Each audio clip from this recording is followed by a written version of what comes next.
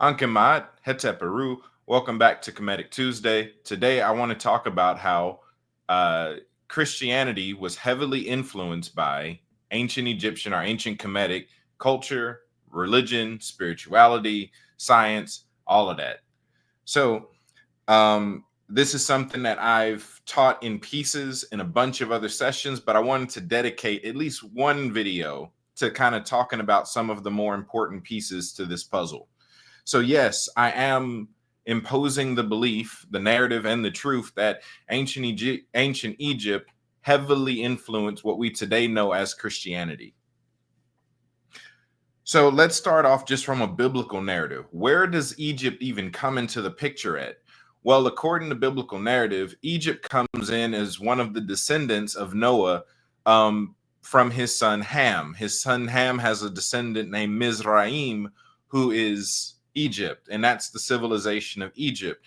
In comparison, it's through the Hebrews that the Bible, the biblical narrative actually follows. So the relationship that they have is as cousins, they're relatives. Egypt, the Egyptians, the Kemites, are the ancient or are the older cousin to the Hebrew. And like all families, they fall out, they get along, they help each other. It's just what families do. But let's talk about this a little bit more. So, not only were they cousins, but for most of history, they worked together and they got along. You see this in most verses concerning Egypt and the interactions that they're having with the forefathers within the Bible. Abraham, right? Heavily benefited from Egypt. Next, we go over to the story of Joseph, one of the sons of Israel.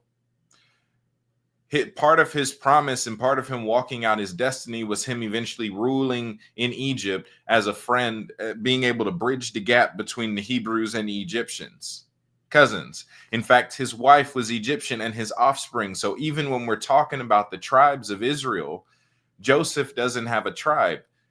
His double blessing that he gets for being the firstborn under covenant is that he gets two tribes, that being Ephraim and Manasseh, which were part Hebrew, part Egyptian, which meant that even in the covenant, Egypt was in the mix. In every step of the way, Egypt was in the mix of even the biblical narrative. We go a little bit further in history, we get to Moses, right? Moses, first 80 years of his life, he spent in Kemetic Cushite culture before he went and did his exploits and what we know in the story of Exodus, Numbers, Deuteronomy, so on, that last 40 years of his life. And then last but not least, we actually have Yeshua himself, the Lord and Savior, the poster child of the faith itself, heavily was influenced and practiced ancient Egyptian or ancient Kemetic spirituality and culture in his own life.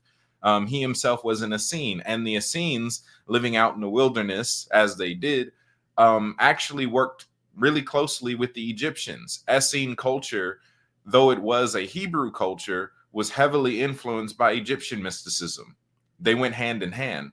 We even see certain references to this where it says that out of Egypt I've called my son. Think about it. He knew in the time of fleeing danger, they knew that Egypt was a safe place to be. Something else I wanted to note, just going back talking about, Yeshua, he's born of the tribe of Judah under the lineage of David. Well, there's actually a belief that the name Judah, which in Hebrew is Yehuda, is actually derived from Jehudi, one of the Netcharu, one of the figures in Kemetic spirituality. And in their own way, they play a similar role. Tahuti has a lot to do with speech expression, the power of the voice, the word frequency and vibration, and Judah carries a similar blessing, being heavily connected to the power of sound, the power of music.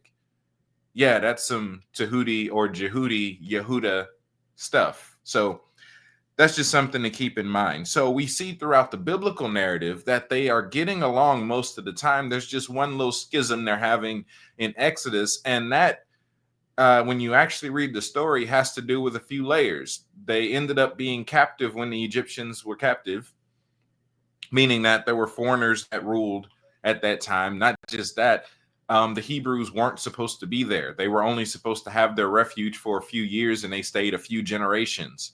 There's always a danger in overstaying a place, staying in a place longer than you're supposed to in any capacity. So I'm not one for demonizing an entire culture because there was one bad event one time. No, the Bible itself doesn't paint the Egyptians as the enemies of God whatsoever. In fact, there are several verses, even in the Old Testament, about the redemption of the Hebrews and the blessings of the Hebrews.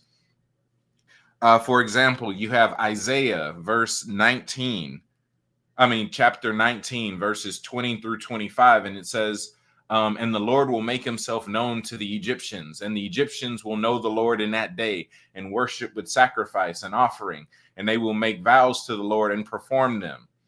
And the Lord will strike Egypt, striking and healing, and they will return to the Lord, and he will listen to their pleas for mercy and heal them. And in that day, there will be a highway from Egypt to Assyria, and Assyria will come to Egypt. Like, they are prophesying the blessings and the connections of God over the Egyptians. They're not being excluded from these prophecies. They're not being demonized even within the Bible. Another verse, right? You have Acts, the New Testament still tugging on its influence, right? Acts 7:22, where it says that, and Moses was instructed in all the wisdom of the Egyptians, and he was mighty in his words and deeds. That's powerful. They're not condemning Moses for his knowledge that he got from ancient Egypt. They're actually giving him his accolades for it. This is a little bit different from the narratives that some people get. You have people talking about, oh, the culture's defiled. It's this, is that. No, truth be told, the only reason that people in certain communities are pushing back against Egyptian spirituality is because of other groups that they don't like that embrace it already. It's the same thing that happened with crystals, oils, herbs, is that people that they don't like embrace something they weren't using. So now they've demonized it all, just like they demonized the people. They're like, oh, Luciferians, oh, Satanists, oh, Masons. They do all these different things, these occultists, these evil people, these witches. I'm like, yeah, they do. But that does not take away the fact that it on its own isn't demonic, right? Again, you have all these different patriarchs throughout the Old and the New Testament pulling from the wisdom of the Egyptians. In fact, much of what becomes the early church, what we now know as the early church, the forefathers, and even the desert fathers, is heavily influenced by Egypt, one such figure named Origen. If we're talking about the influence that it had on Christianity, look at Origen, one of the early church fathers. And not only was he from Egypt, but his name Origen means born of Horus, descendant of Horus, meaning that on a cultural level, Egypt still had its influences while Christianity was starting to gain some momentum. The Desert Fathers, right? Powerful groups of mystics who went out into the desert and lived there, did their spiritual practices. They prayed and fasted and meditated for years and years and years and years, some of them still alive, right? Being able to access different realms of the spirit and really truthfully live that spiritual life. They did so in Egypt. It was in Egypt that they pressed in to pull on Christhood, to really pull on the benefits of true mysticism, to actually walk out their sonship, to actually renounce the world and live for this. It was in Egypt that they did that. In fact, even in the biblical narrative, the God of the Old Testament descended on Mount Sinai, which to this day is still in Egypt, which meant one of the mightiest manifestations of the God of the Old Testament took place in Egypt. Egypt was not being excluded. I've gone on record many times before saying that the Bible takes from many different cultures. And if you read and study the scriptures from different cultures, you notice this stuff. So not only in a narrative sense is Egypt not being excluded, but included and even embraced in different areas. But some of the verses are taken from Kemetic proverbs. You have a few of them, right? Tell me if this sounds familiar. The kingdom of heaven is within you. If you know yourself, you will find it. Well, that sounds like the same thing Yeshua preached. I wonder where he got it from.